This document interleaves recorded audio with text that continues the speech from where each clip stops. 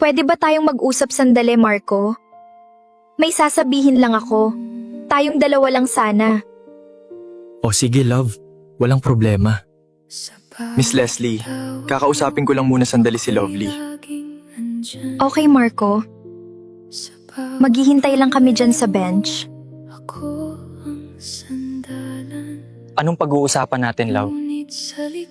May problema ba? Ito na siguro ang huli nating pagkikita, Marco. Dahil alam ko namang hindi mo ako gusto. Ano bang pinagsasabi mo dyan, Lovely?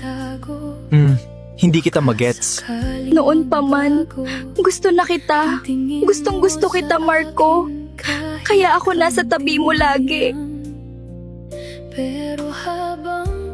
Sa tuwing kailangan mo ng tulong, nandyan agad ako upang maramdaman mo ang pagmamahal ko.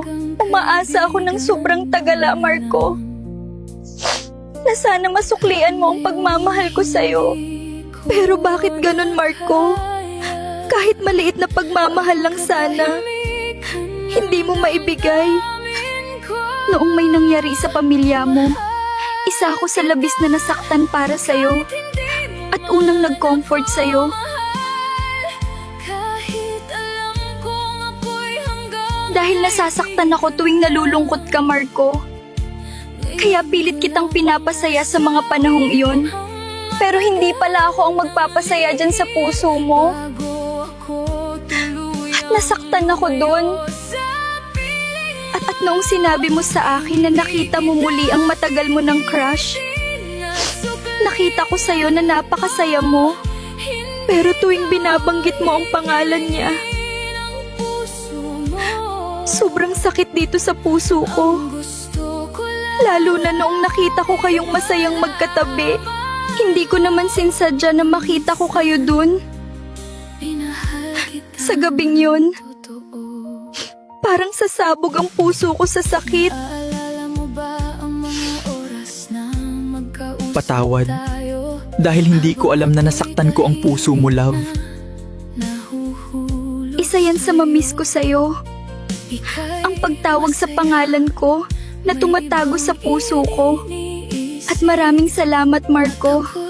Dahil sa 4 na taon, naging bahagi ka na ng puso ko. At salamat dahil hinayaan mo akong ihayag ang nararamdaman ko sa'yo. Naging magaan na ang pakiramdam ko. At sana, maging matapang ka na at umamin sa nararamdaman mo sa babaeng minahal mo.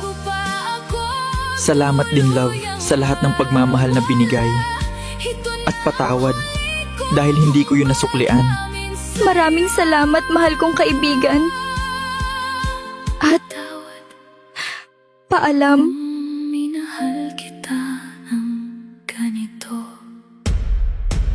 Mahal kita, pero hanggang dito na lang. Hindi ko kayang manatiling umahasang may pag-asa pa.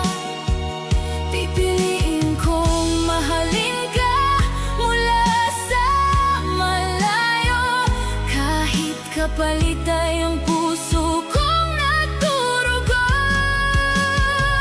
At kung sakaling maalala mo ako, sana'y ngumiti ka kahit sandali.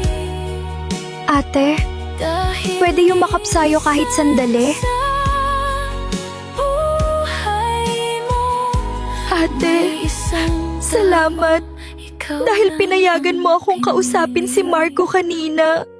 kahit At ate, sana alagaan at mahalin mo ng husto si Marco.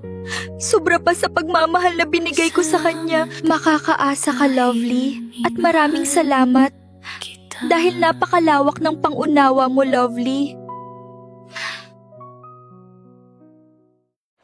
Congratulations sa inyo, Marco at Edward! Ikaw yan?